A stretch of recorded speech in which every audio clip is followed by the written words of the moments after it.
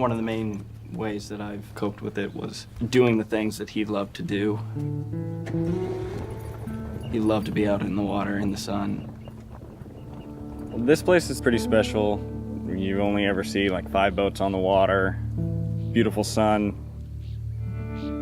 There's no other water like this place. We grew up coming here, spent countless hours on the water, pretty much on this boat only. Just great memories here. Our father passed to suicide by shooting himself. I was 12 years old and Dylan was 10. Grief is something that happens very naturally and spontaneously for all of us when there's a loss of any kind. And healing happens when that grief is processed in a way that the person is able to work through it. And so there is an element of control that we all can have. Healing is a process and a journey.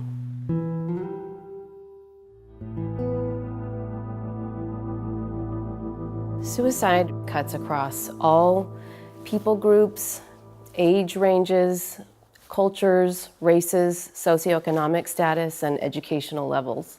I lost my son, David. He jumped off the Golden Gate Bridge, and he was 16 years old.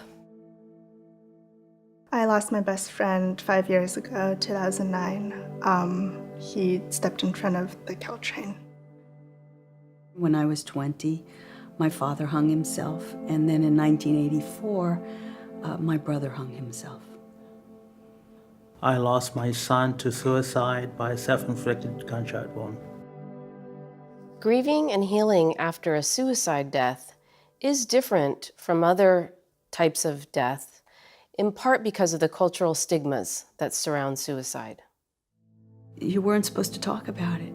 You just weren't supposed to. I mean, my mother and I didn't even want to talk about it. So somewhere along the line, I got to the point where I had to tell people because it defined me. I just needed to not have this terrible big secret.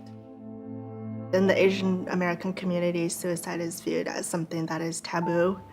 It's dishonorable. It's about the whole family, not just the person who died. The day that my brother passed away, my dad he didn't talk about my brother, he just talked about work.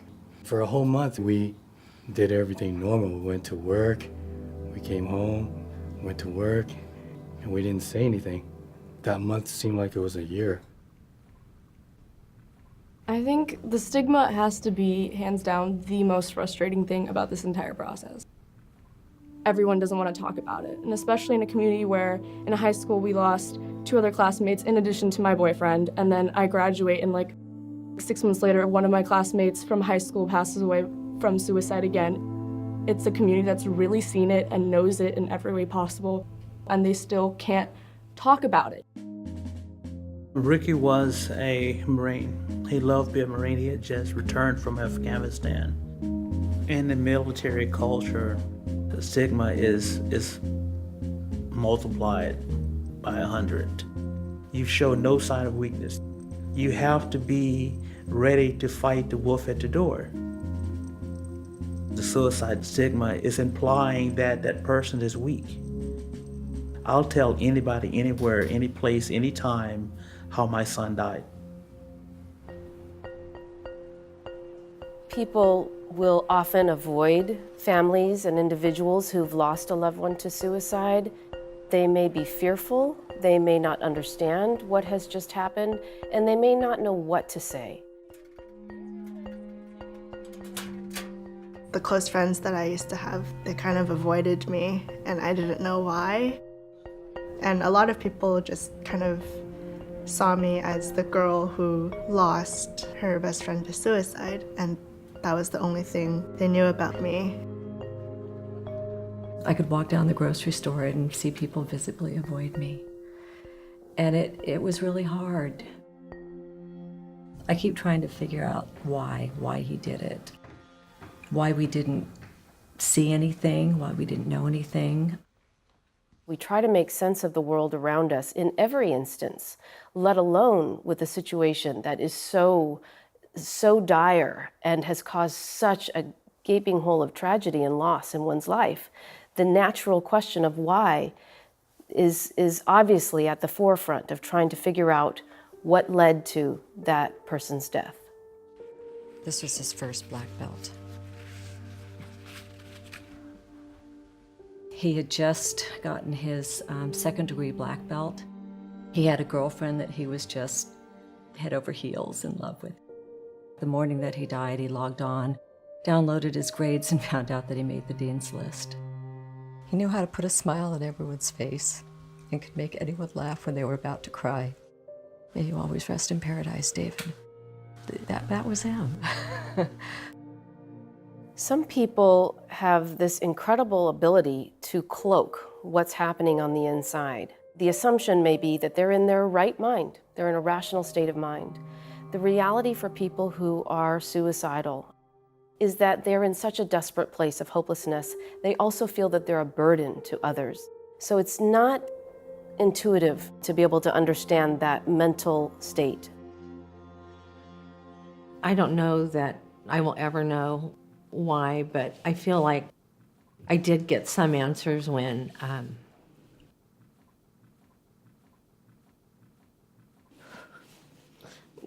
found his journal. I had no idea how much pain he was in. It's not that she didn't want to be with me, she just didn't want to be. Even in situations where they know that their loved one is suffering and even thinking of suicide, there is still an element of such shock. My dad was an alcoholic for 41 years, and he even tried to overdose on blood pressure pills several months before he died by suicide. Even then, I didn't know he could actually do it. I never believed it could happen.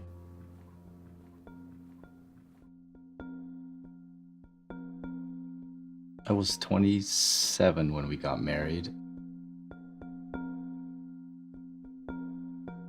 Nancy was diagnosed with severe depression approximately 2 years before her death. But we got her treatment, got her hospitalized, seeing a psychiatrist on medication, and she seemed to be doing well for most of the time, but a few months before her death, she just started feeling not normal. But I had no clue she would take her life. And if I didn't find her body, I wouldn't have believed that she did it, but she did.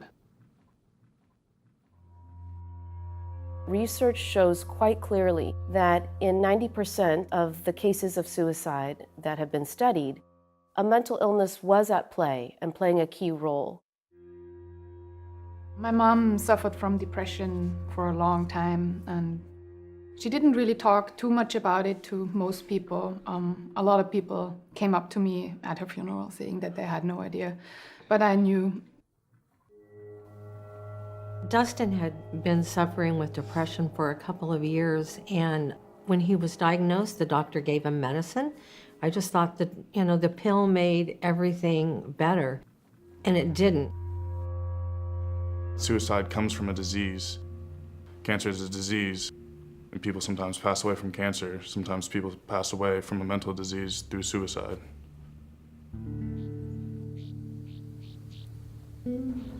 We did know something was amiss. My father attempted suicide once before. In probably the last 2 years of his life, he was battling such severe depression that he almost doesn't seem like he was the same person. It wasn't him at the end. He even carried himself smaller. And so for me, that's not my dad. My dad's the loving, caring, smiling, laughing, joking person that I had my whole childhood up until he became sick. Every person grieves in their own way. So that can create a lot of tension within one family or within a married couple. I think it's something to be aware of, to have great compassion and acknowledgement and appreciation for the way the other person is different. That's okay. It's not bad. It's just different. My wife and I grieve differently. I go to the gym, I sweat, I work on the house, I do stuff like that, and that helped me process my grief. She journals. I can't do it.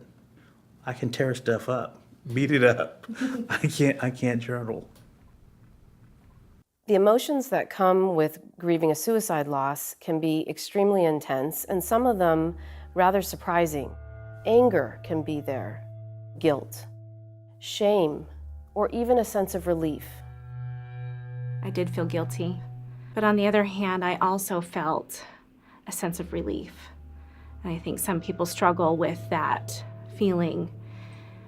I no longer had to worry where he was going to live, how he was going to pay his bills. I no longer had to worry that he was lonely. If he was passed out, if he was struggling, I no longer had to worry. I had a profound sense of relief when my brother died. I thought for sure he was going to kill my mother at some point. I just felt like he was saving a lot of us the continual, unbelievable angst of trying to monitor or live with or live around or even know about his crazy existence.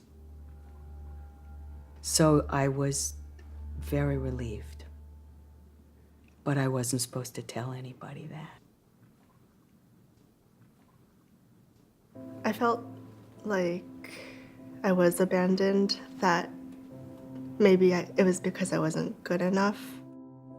I have a lot of guilt. I was very close to my mom. I know that it's not my fault, but it's just very hard to shake that feeling.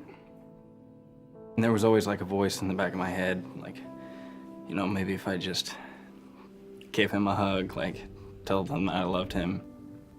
But over time, I've come to realize that it's a natural instinct to try and blame something, to look for fault, to point the finger. My dad would call me every day and say, "It's your fault, you did it." And I would just hang up on him. And I have 2 other siblings, and I realized that he called everyone every day and said, "You guys, it's your fault, you guys did it." The day of the wake, my aunt asked me if there's anything she can do. I said, "Well, you could tell my dad to stop blaming me." After that day, he stopped blaming me. Well, once in a while he does. I'd rather have that than every day. I had so many emotions, I didn't know how to deal with it. So one way it came out was anger. I was actually a textbook bully. I was kind of the complete opposite when we were young. I don't think I've ever felt an ounce of anger in my heart towards him. I understand that he hurt, and he hurt so bad, and I could never be mad at someone for being in pain. I was never angry with the military. I was never angry with my son. I was angry with people that had grandkids. I was angry with people that had kids. And so eventually I had to come to grips with my anger. The aha moment was I was heading to work. One of his favorite songs came on the radio. And when I realized I was sitting on the side of the road in a ditch in my truck, crying like a baby. So the man car was torn up, thrown out the window, and I had to deal with my grief. So when I allowed myself to grieve, I was allowed to give up the anger so I could get better. The process of grief is just so variable for different people. And so, you know, there are formal theories of the steps that one would go through, from denial and shock to anger to sadness to acceptance. But I think the reality for anyone going through that and walking that path is that it is not linear. It's anything but that. And so just having compassion for oneself is a great thing to try to give oneself in the process of grief. In the very beginning, I think what helped me was Someone told me to just focus on the basics. Just breathe in, breathe out, drink water, eat some food, make sure that there are people who take care of you. At the beginning, my feelings mainly were just denial and disbelief. I remember for the first few months, when I would go to sleep, one of the things I would think is I don't even care if I wake up, first of all. And another thing was that when I wake up, it's just a bad nightmare. Nancy's gonna be right here with me. I just felt so alone without her. I didn't know what to do. For the first 6 months, I was just in a very black place, very dark place. I did find a support group that helped a lot. All the participants were like myself who lost somebody to suicide. We would meet once a week and talk about things, and that was probably the biggest thing that helped. People will talk about being caught by surprise, that one day suddenly there's just a different feeling about them. They may notice it because they laugh for the first time since their loved one passed. It may be just a feeling they have of connection to life and to others that feels new. And those are really excellent signs that healing is occurring.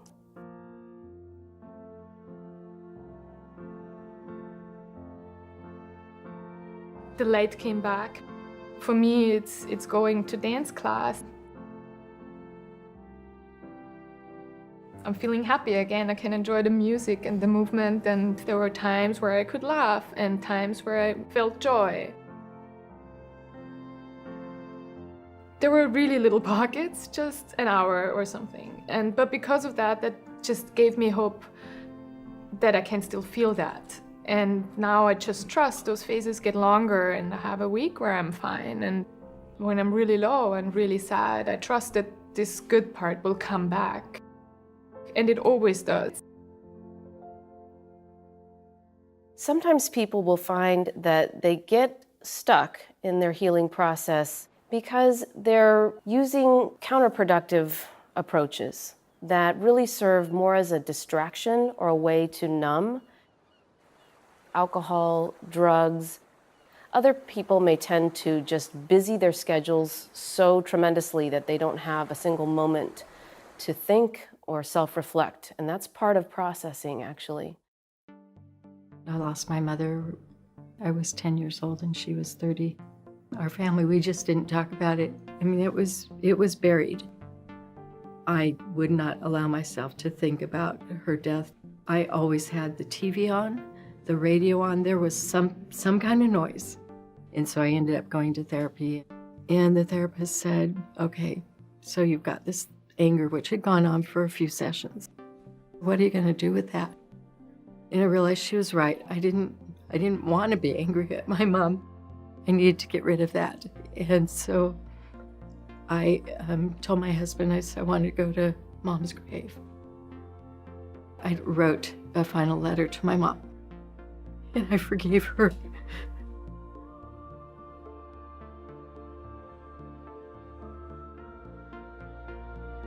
I wadded up the paper, put it in the bottom of the vase, and I was able to let go of that anger. That letter that I wrote to my mom came 44 years after her death. It's never too late for healing or forgiveness. There are forms of getting stuck that can be more serious. Clinical depression, for example. This is a setup of a time of great loss and stress and change that can actually bring on an episode of depression as a layer on top of grief. I was abused as a child. I remember being, in 7th grade, looking on my laptop on how to kill myself.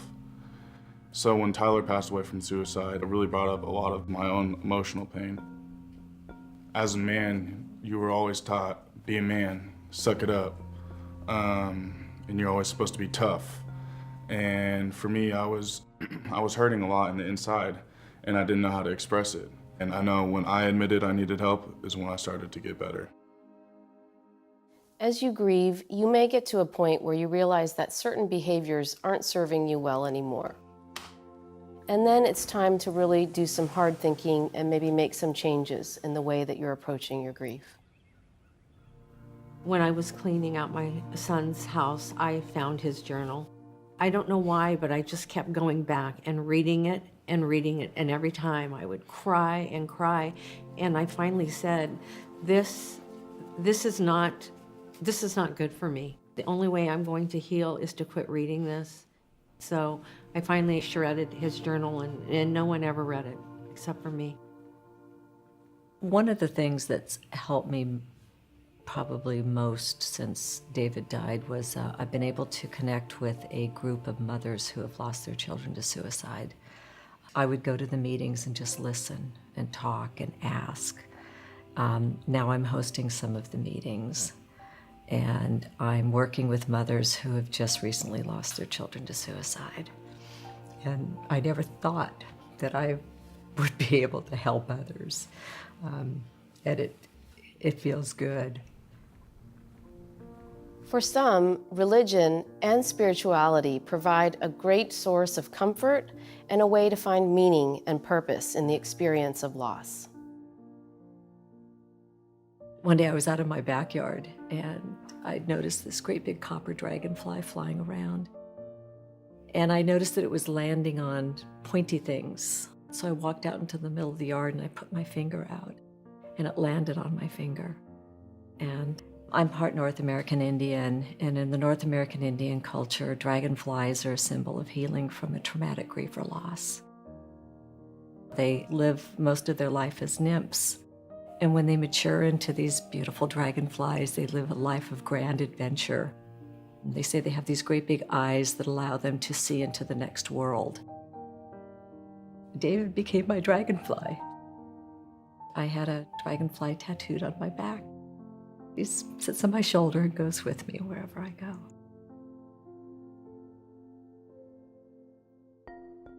I don't want Nancy's death to define her. She was kind, she was loving, she was funny.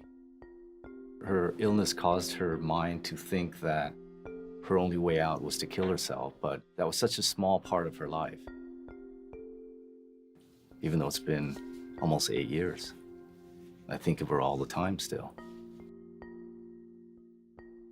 My years with her have made me who I am today, and until I die, she'll be part of me.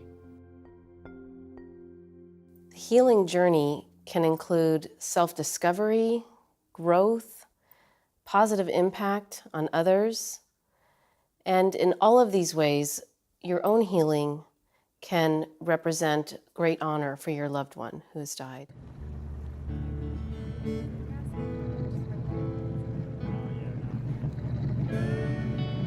He always had a cowboy hat. Always, always, always, always. Didn't matter whether it was in shorts, sandals, boots. I mean, he always had his hat on. This hat that we have is actually the hat he wore when he married Mom. My mom brought it along to my graduation, Dylan's high school graduation as well, and to kind of include him in the day, even though he can't be physically there. It's our way of having him there.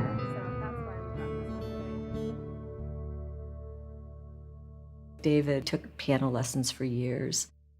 And when he died, the first year I kept walking past that piano, and all I could remember was the beautiful music that came out of it and how much fun he had with it. So I started taking piano lessons. I've been taking them for a little over a year now. It's been a way to connect with him. It makes me happy. It brings back great memories.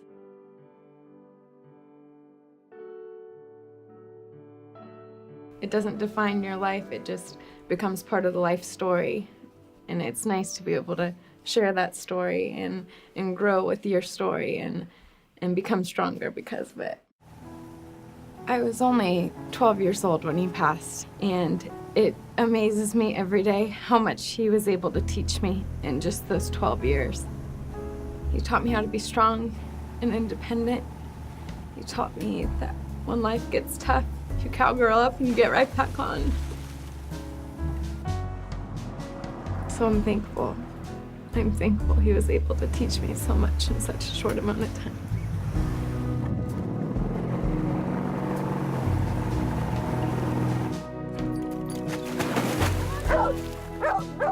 When it's tough, you just take it day by day and try and enjoy the good moments when you realize it, and it almost makes them that much better.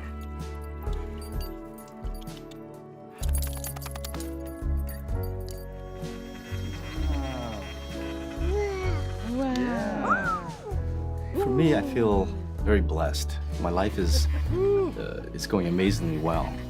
Just looking back on Nancy's death, it seems like it's another life.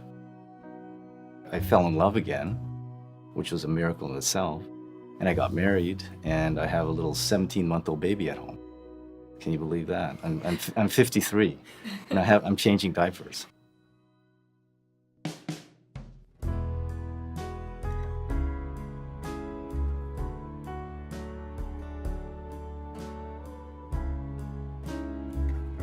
The more you go through it, the more you understand that you can get through it.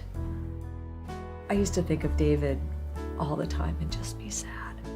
And as time's gone by, now I think about him and I have happier thoughts, I have good memories.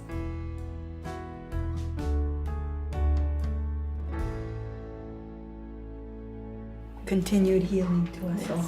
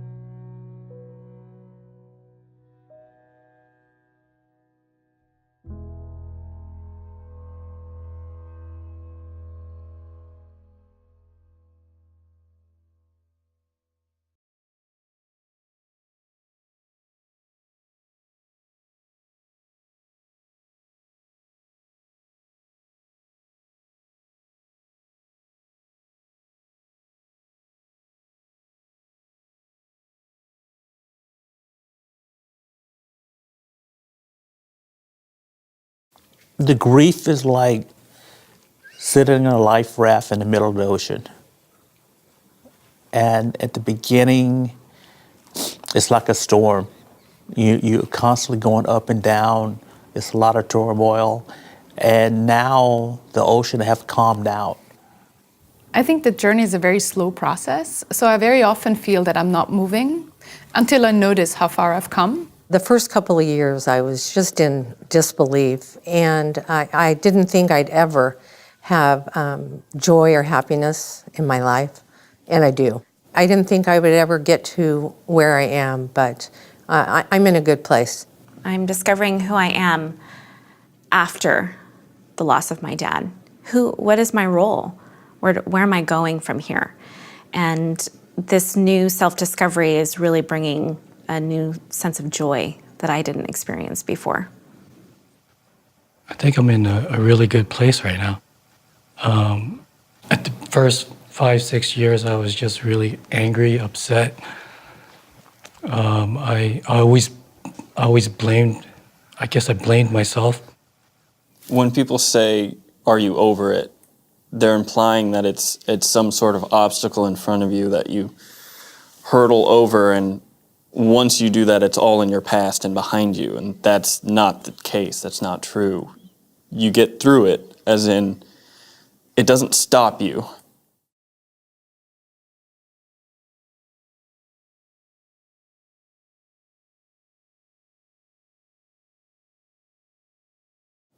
I sold my home. I moved out of state, and I feel at peace at my new home. I don't have maybe some of the triggers that were, with my son, where I lived before, driving by his work or driving by his house. And so I'm really excited to make some new memories. I started a business at home, working for an author and speaker. And I've also had a baby girl. Her name is Ashlyn. She's 18 months. And she's just completes our family. I do have 2 older children, 21 and 16. So Ashlyn was our surprise baby. And she really was, she was proof that new life is possible after loss. When I look at pictures of myself with my dad, I see that same joy in my little girl. I graduated from college. I worked 2 different jobs in 2 different industries. I've now traveled to 9 new countries.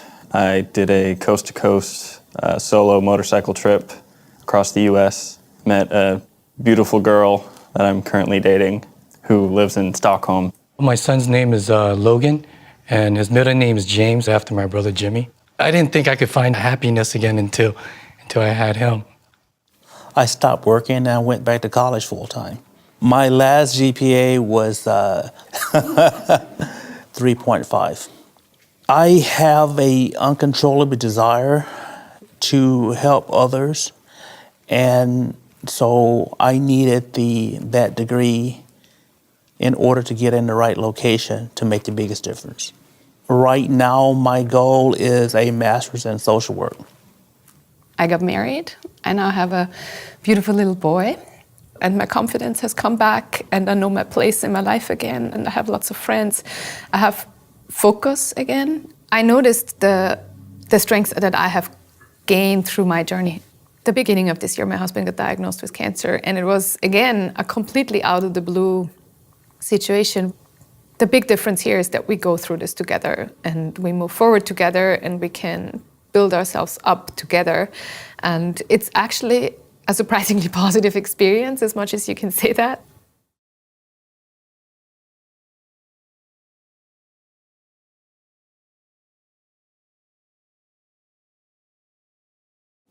You know, he was my only child. So am I still a mom? I'll never be a grandma. In my heart, I'm a mom. I'll always be his mom. And he's just not physically here. When you lose your child, you have to work hard to maintain your identity. You know, a legacy. There's not a legacy there.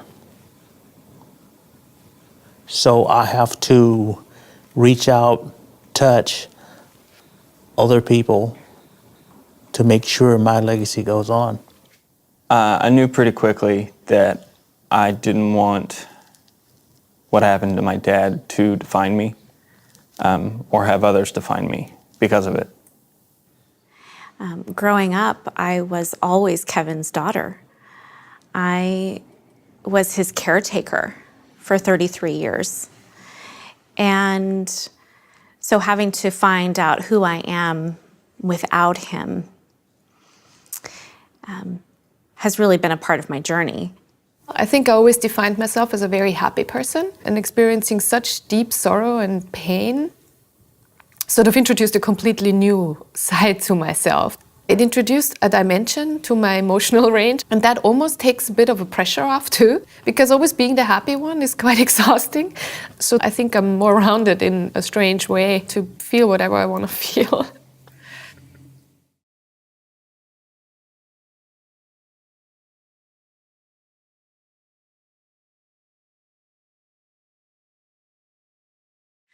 For me, grief shows up unexpectedly. With each new experience, especially with my daughter, the feeling of having a secondary loss, of my dad not knowing who my little girl is. Doesn't stop me in my tracks like it used to. But there are some days where it's still tough, but I know I can get through it. I know how to handle it now. I never know when it's going to come, but I have a better supply of tools to cope with it. You know, I have finally accepted that he was sick. He had an illness, and there's nothing that this mom could have done Being able to accept that it wasn't my fault gave me a lot of peace. I still feel guilty and I still blame myself, but it's been over 10 years, so I learned to accept it. I think as long as I live, I'm always gonna have that blame. Feeling guilty doesn't move me forward in my healing. I've learned to replace that with gratitude. I've learned to refocus my thought. What I've really come to learn is to just let it be and be patient. That's something that I really struggled with in the beginning. I couldn't wait for it to be gone.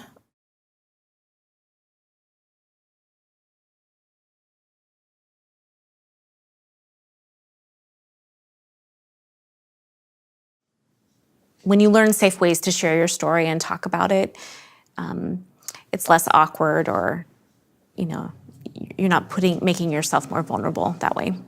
After my dad died, I told my dad's story because I needed to, but now I speak with intention. So I speak not for the purpose of myself, but for the benefit of someone else. People who are misinformed, it doesn't come from a bad place. It just comes because they don't have the same experience as I do. And so my approach to them is much more gentle and careful. I think in the very beginning, I had this need that everyone around me needs to know, and I want them to understand. And that's impossible. I think I was disappointed in some people that they didn't respond in a way that I wanted them to, but they couldn't. They probably had their own pain to deal with, or whatever it was, that it's completely okay, but it wasn't okay for me at the time. I think I have become better on what I'm going to say and who I'm going to say it to. You have to earn it right. And at the beginning, I was willing to tell anybody the whole story. And now I have the ability to edit it.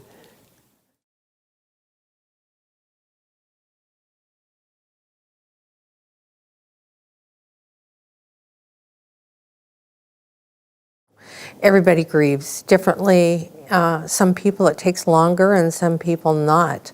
And so I think just less pressure and let me heal in my own time. I wish I knew that it's okay to accept help from others. You're not a burden on people. You're not weak because you accept help. You don't have to prove that you can get through things on your own. I remember being told that it's going to be okay, it's going to get better, you're going to be yourself again, and I really did not believe it. And it turns out I was wrong, thankfully. I would let go of the guilt, and I wouldn't hold on to the guilt of experiencing new joy. Somehow I correlated, if I experience joy, then that must mean I'm forgetting about my dad. But that's not true. I'm actually not moving away from him. I'm living the way he would want me to live.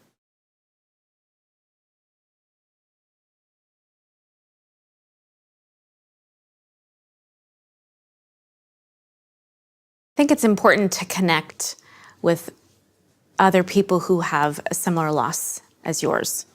There's this certain compassion and empathy, this understanding that you have with one another, that even some of your closest friends or family members may not understand or know about you or what you're experiencing. I reached out right away and got into counseling, and I connected with a pastor who counseled me, and in a support group I met 3 ladies, and all 4 of us lost our sons to suicide within a 6-month period. And we really leaned on each other, knowing that you were okay, that the things that were happening were normal. It was just the roller coaster ride of the grief. It helped us all to heal. For me, going to a grief group in the very beginning, just a few weeks after my mom died, was so helpful because I was so confused. And they made my feelings so much clearer. Them vocalizing it and being able to communicate what they were going through was almost like, oh, that is what I'm feeling, and this is a normal process. And then after a while, I turned to one-on-one counseling, which I still go to. And to be honest, I don't talk there that much about my loss or about my mom there. It's more about checking in about my life now. I tried counseling twice the first 2 years. I stuck with exercising and fresh air instead of counseling because I thought it didn't work. I've always gone to a counselor, and I continue going to a counselor and doing support groups. I'll go back to counseling because I know it is very useful, and it did help get me further along and to a better spot.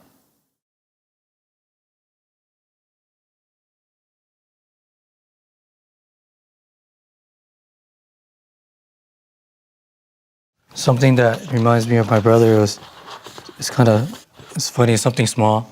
So I got him the glow-in-the-dark star. So I guess it symbolized hope. He kept this on top of his bed. Right now it's on top of my bed. This is a necklace my mom used to wear. My dad used to wear this t-shirt. He was a proud dad. When Dustin was little, he thought he was a cowboy.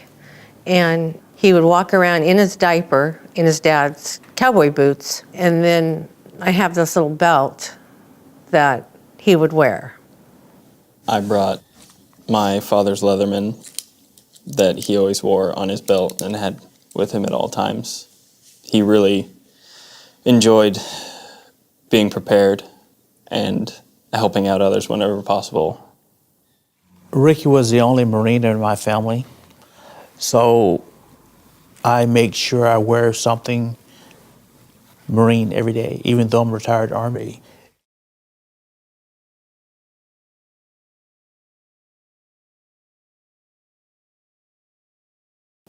I still miss my son, but I also thought he doesn't want his mom to live her life being so sad and unhappy all the time. So I said it's time to turn it around, and I did.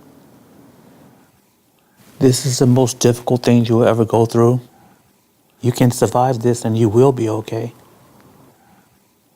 Feeling joy and contentment and peace is a way that I can honor my dad's memory and the way that he lived, because he was a happy person. That pain, that very early grief, this is not here to stay. This is not what's going to be you for the rest of your life. When you lose someone to suicide, it changes just about everything in your life. You get thrown off into such a foreign landscape that nothing seems normal. Nothing seems to make any sense. And it's scary. But things will get better. You have people around you who will support you. You have people who care. And you have more strength inside you than you realize.